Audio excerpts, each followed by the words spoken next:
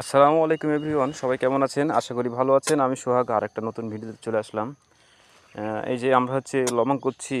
এই লবণ মালয়েশিয়া ভাষায় লবণ মানে হচ্ছে গর্ত করা। এখানে লাইয়ের চারা রোপণ করব। এইরকম সকাল থেকে অনেকগুলো লবণ করলাম। এই যে দেখেন আমার বাগানটা পুরোটাই লবণ করলাম। এরকম আমরা তিনজনে, আমি, জুমন, ফরিদ, তো অনেকগুলো লবণ করলাম।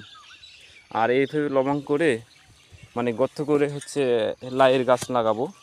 লাইকে আপনার মালয় ভাষা বলা হচ্ছে লাম্বা। লাম্বা চাষ করবে। তো এবার প্রচুর লাউ উঠেছে। আমরা লাইয়ের গাছ লাগাইছিলাম, অনেক লাউ ধরেছে। যেমন একটা পড়ে আছে লাউ, এরকম প্রচুর লাউ উঠেছে, অনেক টাকা বস পেয়েছে। আর এখানে একটা করে লাউ পিস প্রতি বিক্রি হয় 2 টাকা করে পাইকারি। তো অনেক লাউ আসছে।